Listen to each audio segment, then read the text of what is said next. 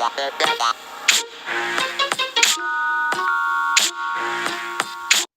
right. Today I am joined by legendary rapper, my man K Solo. How we doing? What's up, Nick?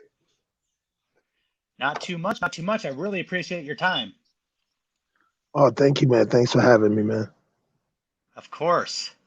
So here we are, 2021. Hopefully, we're at the other side of this coronavirus pandemic. I know you're the ultimate businessman. I know you don't wait for things to come to you. How were you during the peak months of the coronavirus pandemic when you had to kind of be cooped up in the home? Um, well, I was going to school online anyway, so I wasn't tripping. I had to readjust to certain things, like with my family, but it didn't really affect me. I'm usually a loner anyway. Me and Redman really work good by ourselves anyway. Like Reggie and me, like Reggie does phenomenal by himself, and so do I. Okay. So tell me about that. So you're a loner. So if you're in a group, do you struggle or do you feel like you don't get your opinion across? Good question. I feel that sometimes, so all the times that I noticed that I didn't lead the way, it was always trouble. Okay. I always figured that, like, I was a born leader. Me and Redman are born on the same day, and we don't really clash. I let him do what he does, and he lets me do what I do. But here's the thing: usually when I don't lead, it's always a problem because I try to drive for everybody. Does that make sense? I Yeah, drive for definitely. everybody. Yeah, yeah. Like even when I'm driving a car, I look for the people that are not, on point, and then I drive knowing that I have nuts on the road. So Gotcha. yeah. So being way more cautious than like it's not just me. I always look at and that's a good habit I have to drive for other people. And I don't want to say this, but I haven't get any accidents neither. That's a good thing, right? Well, because I'm always paying attention and I don't trust. Always aware of your surroundings. Yeah, because where I grew up was always hostile. So in the black community, it doesn't govern itself. And then growing up as a kid, I would always hear the outburst. He got a gun, and then they would hear pap pap pap, and everybody would be ducking down. I'm used to that. And also, I'm always on point when there's a cop and a horse around and there's a crowd. I always know what could happen. I'm very cautious of that. I don't know where that comes from because I never got in a situation where I got stampeded. But when I see a police officer on a horse and I see a large crowd, I get more or less uneasy. I feel anxiety kicks in right away. Like I'd been in a situation like that, and I never was. Um, yeah, but it's because you're dealing with people, and when you're dealing with people and personalities, things can happen. So yeah, I'm better solo because I know what to expect from myself. And when I was in jail, I always stayed, even though I had guys that I would affiliate myself with, I was always off to myself, always dealing with what's in my head on my own. And yeah, so that worked for me. Usually when I had way more time with myself, I would figure things out, and they would just work for me because I was just working with my personality and I didn't have to deal with a whole bunch of other people's personality. But when you're dealing with, and I noticed this when you're dealing with other people's personality, you always have everybody's always on another page. Somebody's trying to, so one guy's trying to get everybody off balance so he can get what he star, and you got another who think he's the star. And you got, that's all kinds of scenarios. So in my situation, it's like, to me, it's always better that I do things by myself because I tried it with a group and it didn't work. And it shocked me that it didn't work because all of these guys were geniuses and it just didn't it too much infighting. Too much What infighting group are put you us in talking a about? the hit squad, like just the infighting. It was just too much infighting. Not that they weren't all brilliant. They were. It's just somebody might have got bad advice from somebody. I don't know. I don't blame anybody for it. I just know there was a lot of infighting because, again, our culture doesn't govern itself. And as an adult, I see now, I'm like, okay, did I learn anything from this? Yeah, I learned that you always have to ask people what their bottom line is, and then probably work from that standpoint. Be like, well, what's your bottom line? What do you want to do? Like, what won't you settle for, and what will you settle for? Because you're not going to get everything on your wish list. And the infighting was just horrible. And it was funny because they could never talk to each other. I would hear interviews in the past, and they would say stuff like, "Oh, this guy, this and that," and they would talk. They had to be talking about the leaders because the leaders were the only ones that had power to fix anything. Mhm. And then, well, people don't say stuff in their face, and I was like, yeah, that's true, but you're not talking about me because I'm pretty brash, and I'll tell you exactly what's on my mind. And but people, and another thing too, Nick, a lot of people did, like when I was with Death Row, I saw it happening there too. I saw there was a separation between Dre and Shook. So before it became an issue, I was watching it unravel. And Sam was on his own at the time, so I couldn't share it with Sam. MC. The only thing I shared with Sam, because I had Malik there. I had Malik and I had a legal there. And it's sad because they felt through that it's just what I mean about not governing itself. It's like you got kids who are actually on that big album and then nothing happened. And then another thing was bug too. It was like Jamal and Malik was there, and Malik was the only one that got on the album. I I never know for a fact understood that. Jamal wanted to get on that album too. I know, but he was there. I don't know why he didn't. I don't understand. And that's what I'm saying. It's like, and then when they put Little Malik on there, nothing happened with Malik neither. Nothing happened. He didn't springboard. He wasn't able to do anything. So it's like, but I saw in Dr. Dre's camp, I saw a division. What I mean was Dre had a great way of working with his people and getting the songs out that he could get out. Where they didn't have that on the Hit Squad side. They didn't. Hit Squad was totally different. It was like Hit Squad was everybody was for their self. And then when they hit the two big guys split up and started doing things opposite, it was like the other guys were just like slaves. They automatically did it too. You know what I'm saying? It was just weird. It was just weird. Even with me and Redman, it was weird. It was like, okay, so it just was weird. And it's very weird in my culture to this day as a man. Like I look at stuff because I'm a history guy and I'm ashamed of a lot of the stuff that I have to say. I'm not proud of it. And there's a lot of things I still don't wrap my head around. So I just moved to Florida and I just seen things that I didn't think. Alvin Toney, great guy. I saw him and I didn't see him, and I saw him and I didn't see him. And what I mean is, I seen him arrive with Craig Mack, and then it was over, you know. And I never saw him merge again with anything else. You know, these relationships in our community, to me, are paramount to us in growth, but to some people, they're not. They're just like, you could throw it away. Like they didn't care. It's like and there's another thing too. It's like, and I say this about Parrish in a way, it's like Parrish thought, and he was totally wrong. The way he thought, it was like a slave mentality. He was gonna run it, but then when he ran it, it all got fucked up. And he never received responsibility for it. He never said, hey, I was young, I made a mistake. And if you said that, then it would put a little pillow under the head of the bruised heads. But when you have a bunch of guys like that, like DJ Scratch, Parrish Smith, Eric Sherman, Kevin Madison, Das Effects, and Redman. I didn't bring Murray on yet. And you see that they don't own anything. You know, when you say owners. They're not business owners, and not only that, to me, when I seen Dr. Dre and I saw them, I couldn't even compare them. It wasn't even close. It was embarrassing that I was a part of that. It was embarrassing because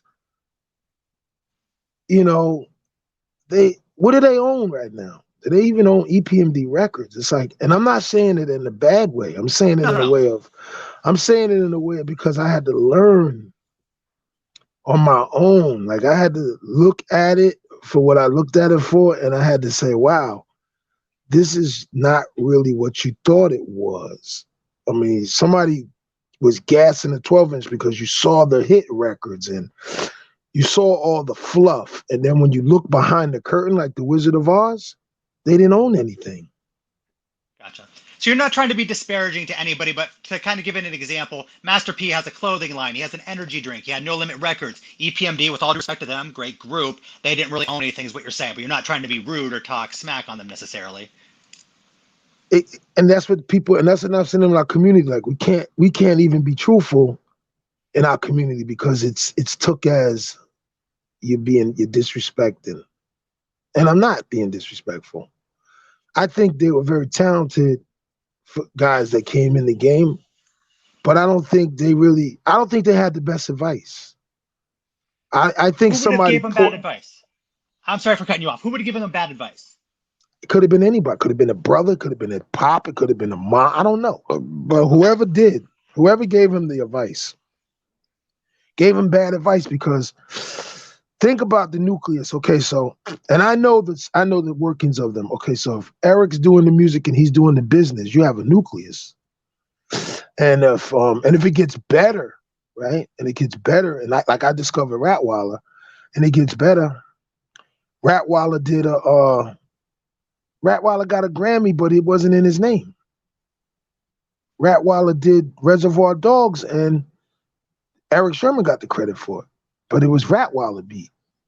That's what you're So saying. when I see stuff like that in the business, I'm thrown off. Like DMX, God bless him, he didn't God bless own them, yes. anything. He didn't own anything. It's like, how do you sell that many records? You know, how do you sell that many records and then you're back on the record label at a plantation again? I Mhm. don't understand that. And it kind of, that's why I took a break because I was really bothered by what I was discovering, and I had to look at it. I stopped getting high. I started, clearing my head, weed, because I wasn't a big weed smoker. But I'd smoke weed, but I just left it all alone and started really looking at stuff. Would Dr. Dre have made that move with Apple without Jimmy Iovine? I started looking at the narrative of slaves and who we were as a people in 1865 when it was over. And did it never get fixed? It never got fixed. So they just abolished slavery and everybody just went back to their respective quarters, but they didn't fix what got fucked up. So when I see Eric on TV and he says stuff like, he said in the interview one day, he said, Solo got it the worst. I understand what he means. Because I was Parrish's friend and I knew it was a lot of things wasn't right. I didn't have a lawyer. I understand. Can you elaborate But just a little bit more? You had it the worst? well, this was his take on it. I had it the worst. But what I did to fix that was go to Death Row. I didn't stay with Parrish. I went to Death Row and watched Dre work. I just watched Dr. Dre for 4 years. And Nothing wrong with that. That's like going to school, right? yeah, it was going to school, and it was also then I went to Full Sail, and I met real solid people that knew the business, knew, I just wanted to know the undercut. I didn't want to play no more. Bad enough that I had people like my Uncle Frank, my Uncle Walter, Tony Fortunato, my godfather, my godmother Aunt Carol, my godmother Margaret Jackson. I couldn't help them. I didn't have the funds to help them. Mhm. And it put me in a very bad situation where here I was, this marquee name, and I couldn't really make a living with it no more. It was like it ran its course. And I started looking, how did I get here? How did I get in this situation? And I don't blame anybody. It's just a learning curve. I don't say, oh, it's your fault. Because remember, somebody could have gave you wrong advice. You could have thought that's what it was, and you could have went and did it. It doesn't, just because you did that didn't mean you were glorious neither. Because if you think about it, Parrish never had no success after that neither. You know what I'm saying? He never have no success. Um, think about it. You're He talking gets about a as an deal, artist or businesses? all of it. He didn't get no. He didn't get. He it fucked him up more than anybody. I'm gonna tell you why. Gotcha. I was going through what I was going through. He was on the top. He's gonna fall harder than me. I'm gonna tell you.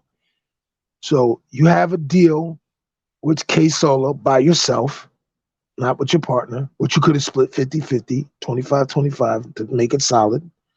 You could have did Redman with him, right? Y'all could have did DOS effects correctly together, not none of this. I'm doing the business and all this stupid shit. You could have did that better. And then when RCA came with a $10 million deal, you could have. But what happened when RCA came with the $10 million deal? It got fucked up. He couldn't keep it. He didn't have these guys in place now. I would have sold way more than the top quality. So he put top quality magnum opus in there. It didn't. Then he came with his album. He got dropped. RCA couldn't keep it going. So this is what I'm saying now. How does that equate to success in the business? How? See, perception is something that we live in today's world. Perception throws everybody off. Okay. Perception throws everybody off. It just does. Hmm. So if you look at the moves that they made, they not nowhere near Dr. Dre. Nowhere near him. I mean, who is? I mean, not too many people are though, too. They were supposed to be though. Okay. They started out on the same level. I see what So you're if saying. they'd have had the right advice, the difference with the thing. We got to remember, Dre lived in Hollywood his whole life. They lived behind Hollywood, was watching it.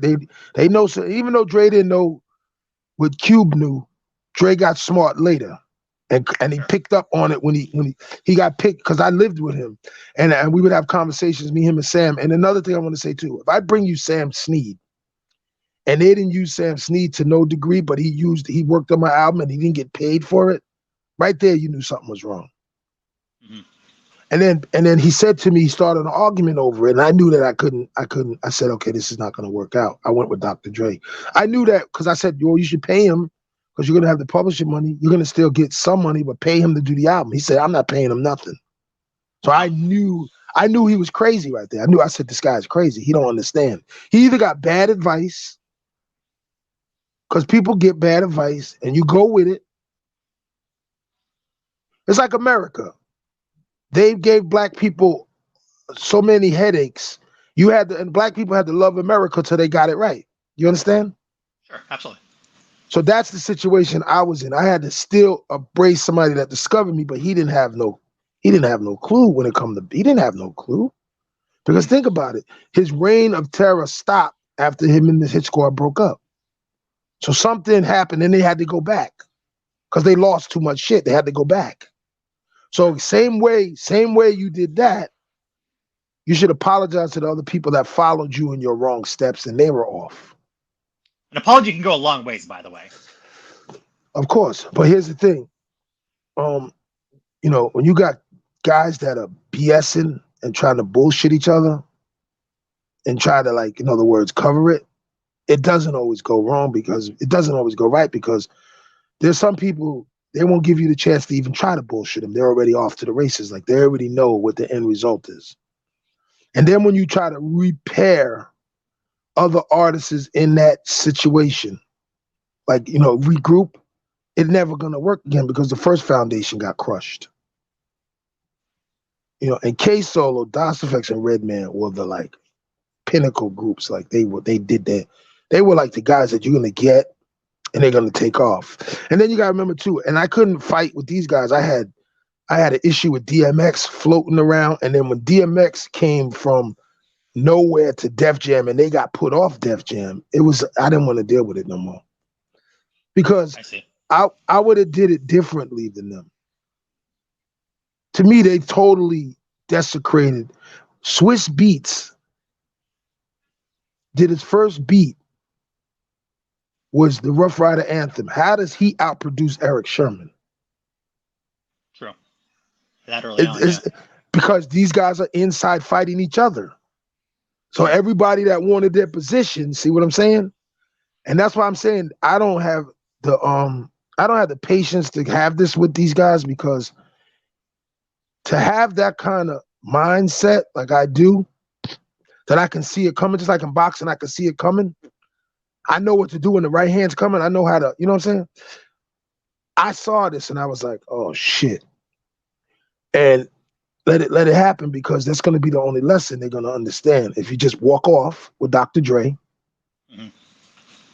and I did. I didn't want to come out on Dr. Dre though. I'm still close with Dre. Still my boy. Sure. You Excellent. know, one of my proteges is Dr. Dre's guy. Um, we still in touch. We still talk. Sam Snead, all of us. We're still a team. Hmm. But my team won outside of their team losing because I left that team, and this team was the victor. Snoop came into. That was my team. I was wearing that jersey. Hmm. You know, and then what happened to Scratch? They lost everything to me. They had the best DJ, Cadillac DJ. You know, they had Edward Scissorhands, a DJ in their crew. They lost that. You know, to no avail. I'm not saying that, and for whatever reason, I don't know. I just know that relationships are paramount. Deals are made on relationships. Hmm. And to have great relationships means longevity in business. I think that even the Def Squad situation with Murray not being as savvy as Redman and he's younger than him. Hmm. It's like, did he make the right decisions? Did he have the right advice? It's like you got to ask yourself these questions. Like, did you have the right advice? He's known for his battle more than anything else. And I don't know how do you change the narrative. Right. You know what I'm saying? I don't know how you take, and then Eric will say this in interviews. I hear him say, well, what did Dr. Dre do if this Dr. Dre's not even the question? Dr. Dre's a billionaire, bro. It's over. Like, Right. like leave it alone. It's over. You keep reiterating that. It's like sticking your head in doodle, man. It's like, why you even you can't you're never gonna catch Andre, bro. He's too smart. He listened. When I said the black exploitation, he picked it up. I've been saying it to you guys for 4 years. You just walk by me.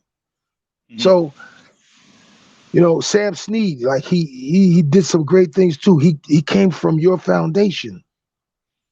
Now, if I was them, what I would have did, which I think is very, I could say it now because I'm not going back. They're not, you know, it is what it is. Right.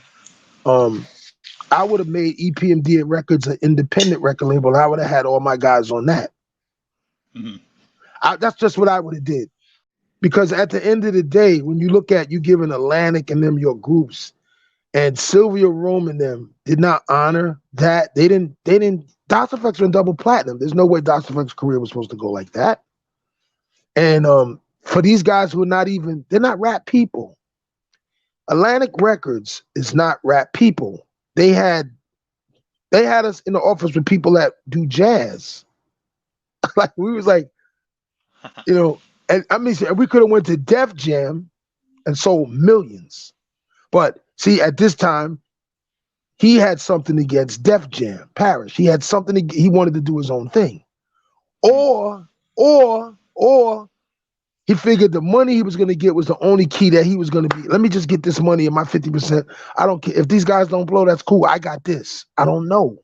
That part I don't know. He'd have to ask him. But uh, these guys are never going to be able to make it unless they start learning how to play chess. And I think it's too late to put. See, I'm a chess player. I know how to move. These guys don't play chess. They play in checkers. And then you could tell. Because when Jay-Z said, I'm going to freeze records, I got $150,000. He knew from EPMD the move to make. He knew when he said, um, 10 days later, the LP went gold. They said, well, if he went over there 10 days later, they got 10, you know, they went over there 30 days later, the LP went gold. Jay-Z did it in 10 days. Hmm. He was watching, Streets was watching, he was paying attention. So, and I said to myself, I said, okay, this is what it is. And then another thing too, they had Bernard. was good friends with 50 Cent when 50 got shot. 50 was over there with Bernard. How he couldn't get that off himself and he let him go to Eminem, I don't know that neither. But a couple of, this is what I'm saying, because you don't position, this is like boxing. If you don't position yourself, you're not in the position to strike. You're not in a position to get any real residuals. So he went from there, he was at Def Squad and then went over there to Eminem and took off. Right. Well, you're Eric Sherman, though. You're in the same business Eminem is. Why you couldn't do that? Mm-hmm. See? So, but this is not his fault. This is his partner's fault. His partner made him weaker than he was supposed to be. Because when you divide yourself, and this is why I said the people that advised them, when you separate yourself, no house could rise. When you divide E from P, MD, and you say, we're doing this separately, there's no house can rise. The baddest thing you can do. Wow. It had nothing to do with no one else. It had to do with your decisions you made. That was the worst thing you could do, because even in the Bible says, any house divided amongst itself can't stand. So I feel, and then I said, then look how it went down. The Rough Riders went to Def Jam. They were off Def Jam. Yep. Keith Murray was one on the Def Jam. Then he got kicked off Def Jam. And then you got inside fighting, and then you got the guys that are inside fighting being friends with the ones that don't get along. Like they were befriending DMX. And DMX dissed them on record too. So how do you, like Dr. Dre would look at me and say, how do these guys expect? And I used to be like, and it sure enough, like we said, it was gonna, because it would be me, DOC, Dre, Sam, Flex, who else? Bruce, the model, the actor. And we'd just be talking. And Dre thought like me. Me and Dre had a lot in common. And Dre would say, there's no way. Like there's no way they beefing with each other. All right, y'all come over here with me. And then Parrish came over the house and seen how Dre was living because he had said in the rhyme. And this is why I know he was crazy. The guy was fucking crazy. He was fucking crazy. He said, I've never seen a rapper living comfortably. Are you fucking crazy, nigga? Did you go to fucking Master P's house? You dumb motherfucker. Did you go to see fucking Jay Prince? You said you never seen a rapper living comfortably. Right. You fucking crazy. Whoever was talking to you made you fucking crazy, because Dre had a motherfucking house in Calabasas that the house burned down. He had like two more, one in Malibu. Dre had some shit, man. So for you to say that, no, I'm just saying, and it hurt my feelings to say that, because if you to say the things you said in your, like, you're being documented saying it, you were on your own. You thought you were the Prince of Egypt, and it wasn't real. It wasn't real, because anybody in your position outdid you. I'm gonna tell you, they had companies. They had real companies that they earned their self.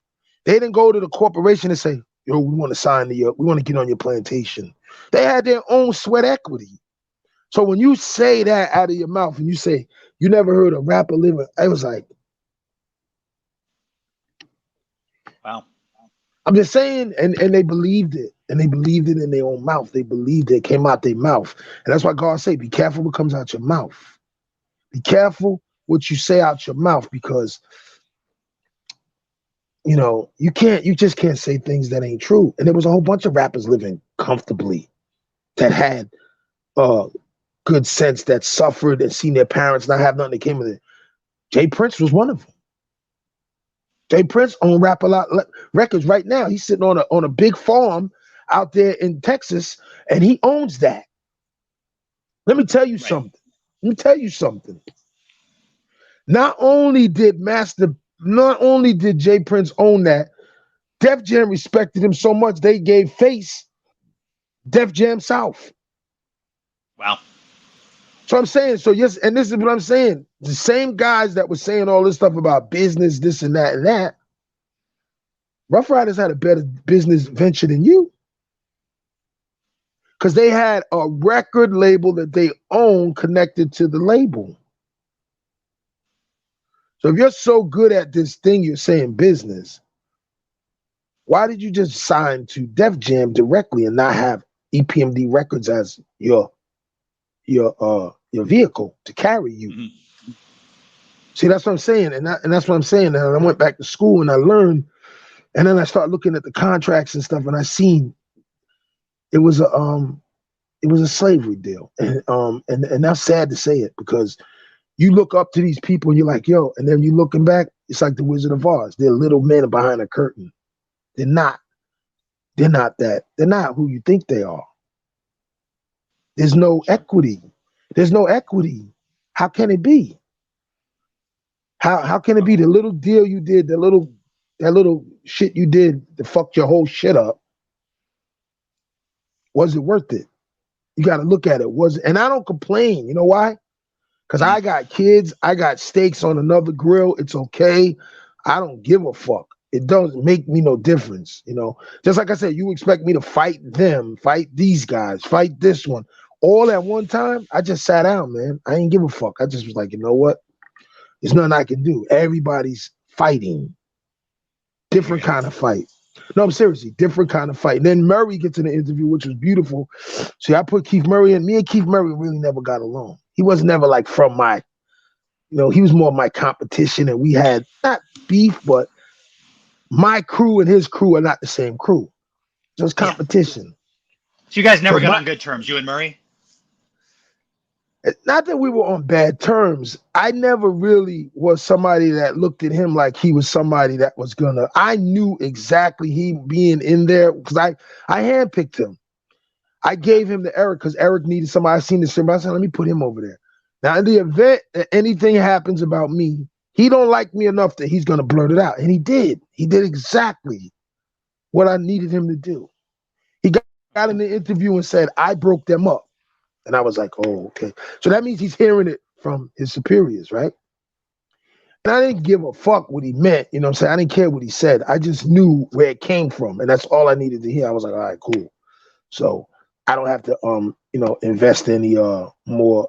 I don't have to invest in it in that relationship because I know that's bullshit. I know at the end of the day, I said that, I think it was just a competition thing. I think these guys were from Brentwood. I was from CI. We always had issues in our town. I got on, and I got done greasy, like he said out of his mouth. I got it the worst. Let him tell it. That's what Eric said. Cool. I'll eat that. No problem. I'll be the pig. I'll be the slaughter lamb. Okay. So now you're going to be competition with me and my guys now. So you're going to block us. So now not only slavery's crazy, right? We're going to pick each other off so we can't feed our families too. So this is black culture at its finest, and this is what I'm saying. I say to say that. I say that to say this. I was raised by my mother, my father, and the Italians that raised me in a box, and the Salvation Army Church that taught me my religious views. Okay, but I had different cultures putting different ideologies in my head, and I, when this doesn't work, I go here. I see. So what I see is they were confused. They didn't know what they were getting involved in. They didn't know. They're kicking themselves in the face now because now they got to come from a level of ground level. How do you do that ground zero when you destroyed it all? When it's all destroyed, how do you fix it? How do you fix it to fly? How? I don't know. There were so many people that had broken dreams in that scenario. D Wade, so many people that things happen to that are no longer around. So I'm not saying that to say like I just don't understand, and I don't care. I'm what I'm saying, because I don't want to waste my whole life on some shit that's stupid and retarded. This is stupid. This don't make no sense for two guys that come out of the same hood, black men, black people, to have an issue where money comes in and this is happening. This is what I'm talking about. And I don't want to have nothing to do with that shit because I'm above it. I'm smarter than it. And like I said, I don't want nothing to do with that shit. I don't need it. It didn't help anything. You know what I'm saying? And Dr. Dre, like I said, pew, he's here. Puff Daddy, here. He owns Revolt TV. He owns Beats Headphones. It's $1 billion company. What are we talking about? what are we on here? What are we doing? I didn't lose any sleep, man. I went with the winning team. And I came back to school. I figured it out. I regrouped, no problem. Chalked it up. Okay. I didn't play Steezo. God bless the dead. I didn't sit there and watch them take off. I went to work. And like I said, like I always say, I sleep good at night. I know I didn't have nothing to do with the circus. I didn't have nothing to do with the circus.